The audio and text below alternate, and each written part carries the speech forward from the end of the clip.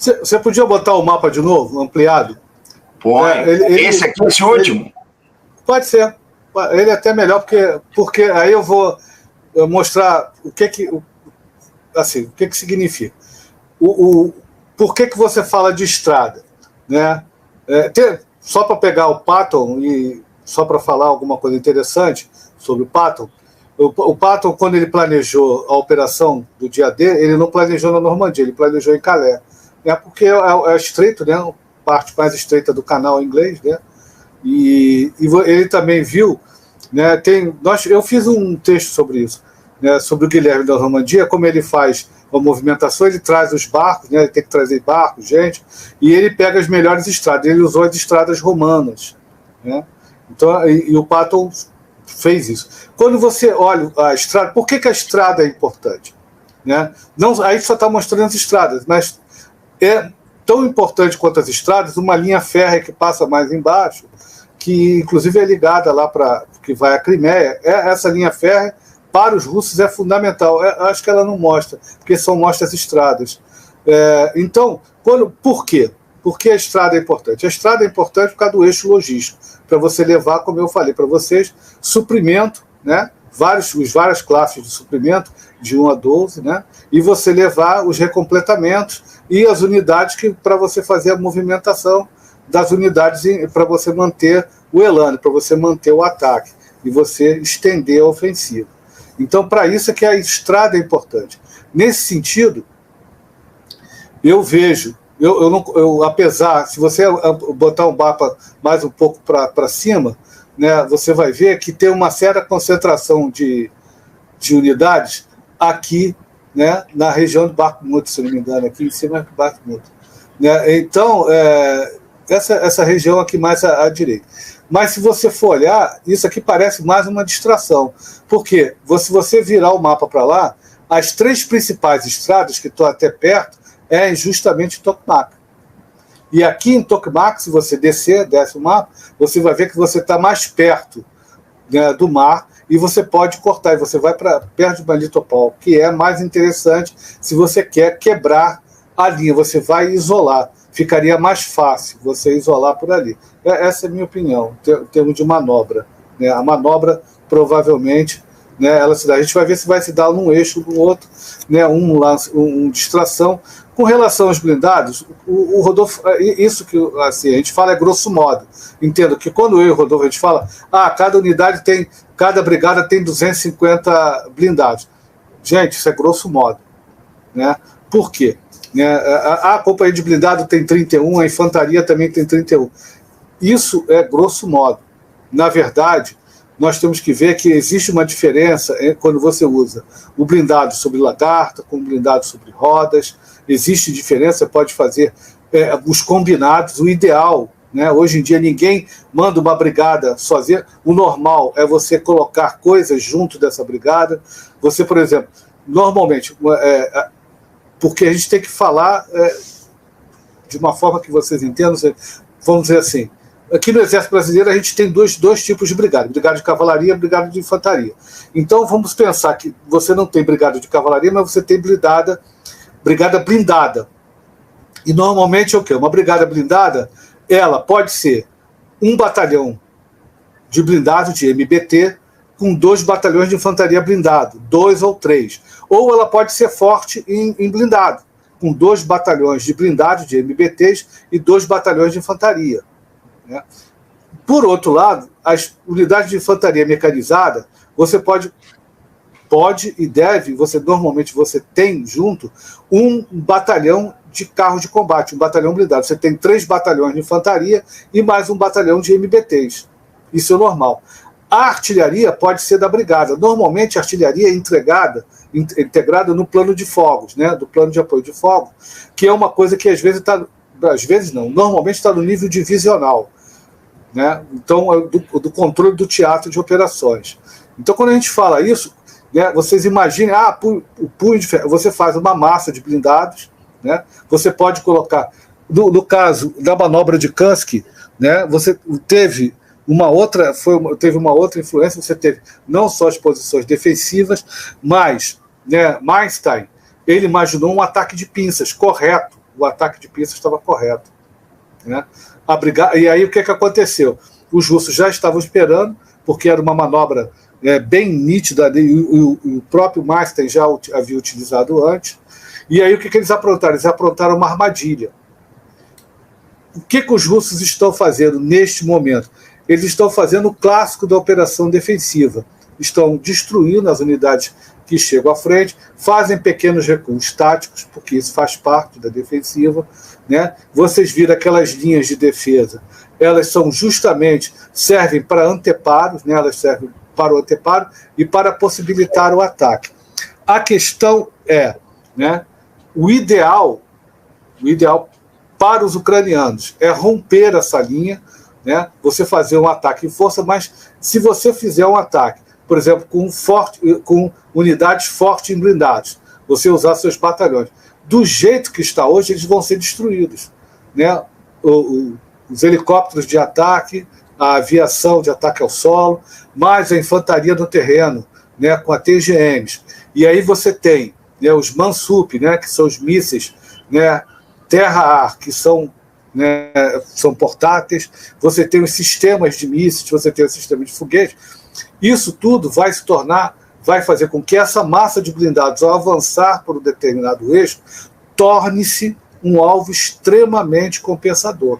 E em extremes, em caso de colapsar a posição, né, você recua e lança uma arma nuclear tática, né, onde ali em torno de 50, 60, 100 quilômetros, né, você torna aquilo tudo destruído. Isso em extremes. Mas eu acredito que os russos, nessa altura, né, do conflito, não estejam pensando usar, tendo em vista a vantagem da posição que eles têm. Isso é um ponto que é muito importante.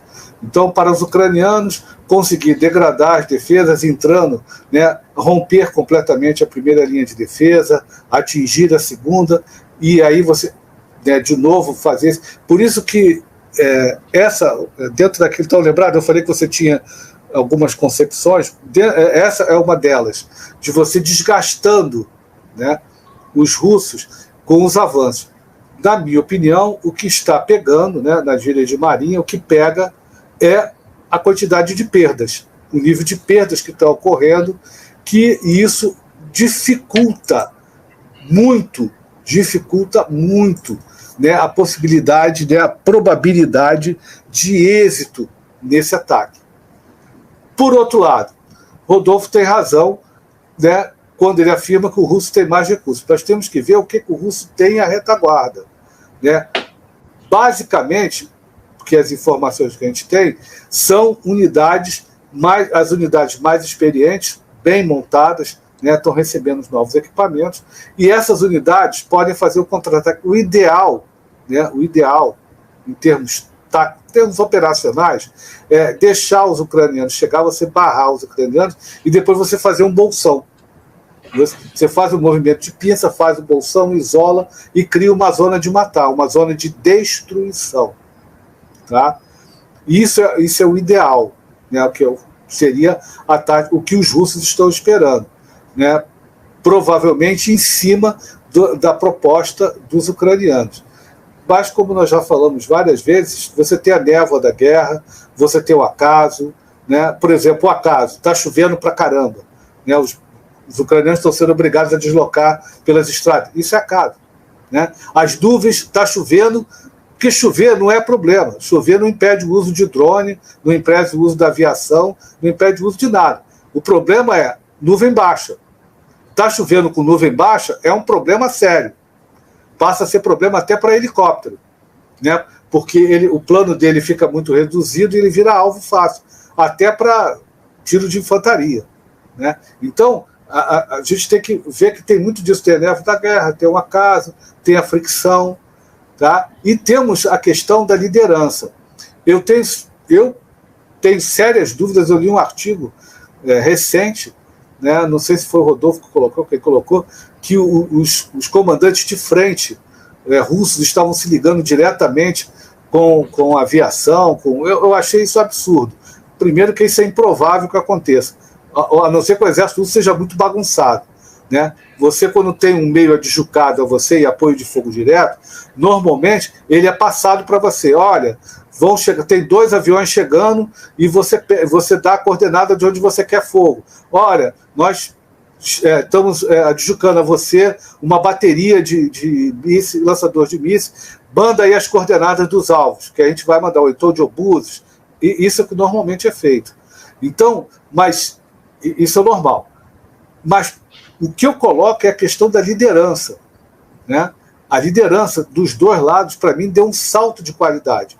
Por quê? Por causa das perdas e dos contra-ataques. Os ucranianos perdem muita gente, mas continuam atacando em volume, né? E isso é uma questão de liderança. O cara só faz isso se ele acreditar muito. Tem relato de gente? Tem, sempre vai ter. Sempre vai ter. Sempre teremos, né? E a mesma coisa acontece com os russos. O nível de liderança aumentou, melhorou. Por quê? Por causa do treinamento e da confiança que você tem. Tá? Agora que a gente praticamente nós devemos já estar encaminhando para o final, eu quero colocar com vocês algumas questões que para mim são muito interessantes, né? Essa ofensiva vai se estender, né? Eu acredito nós teremos aí até o mês de agosto, né, grandes novidades, e isso independente de perdas. Eu estou com o Rodolfo, eu acho que independente da quantidade de perdas, os ucranianos vão tentar avançar, né, e vão tentar destruir o máximo possível, até para mostrar serviço, né? Os russos, né, do jeito que eles são, eles vão fazer uma parada, vão se reestruturar, né? Isso é russo também, né? Por exemplo, quando teve Kursk, né, eles destruíram o exército e depois pararam para reorganizar. Parou, reorganizou, recebeu suprimento, recompletou unidades, fez a rotação de unidades e aí continuaram o ataque. E aí aprenderam aquilo que os americanos faziam muito bem, que era rotacionar a unidade do ataque, né? Substituir a unidade atacante. A unidade ataca até um determinado ponto, a outra vai, ultrapassa ela. Não que os russos não soubessem fazer, eles fizeram isso com Napoleão, aprontaram isso com Napoleão pra caramba, aprontaram isso com, agora está me fugindo o nome do imperador sueco. Então eles sabem fazer, mas isso na guerra de armas combinadas de hoje em dia é mais difícil, tá? Fazer com coordenação. Então, okay? Eu acredito que pensem no que pode acontecer, tanto de um lado quanto de outro. Pensem em que, caso uma derrota, né, absoluta, né, de uma destruição, se teremos o uso de armas nucleares táticas, ou, em caso de uma derrota ucraniana, né, e os russos, pronto, o que será que eles vão fazer? Vão completar o trabalho, conquistar o resto de Zaporizhia, invadir Kharkov e Sumi, que seriam áreas. Os russos estão pagando o preço hoje do dever de casa que não fizeram, porque Sumi e Kharkov deveriam ser, Kharkiv, né, deveriam ser prioridades tanto quanto o Sul, né, porque você foi para o Sul para proteger a Ucrânia. Só que Sumi e Kharkiv, do jeito que estão, o território russo está exposto. Então, nós temos que pensar na guerra e no possível desdobramento, né? Isso é que eu acho interessante. E se vão até a Crimeia. Não se esqueça que a Crimeia é a Veneza russa. É a Veneza russa. Era o maior destino de veraneio dos russos até 2014.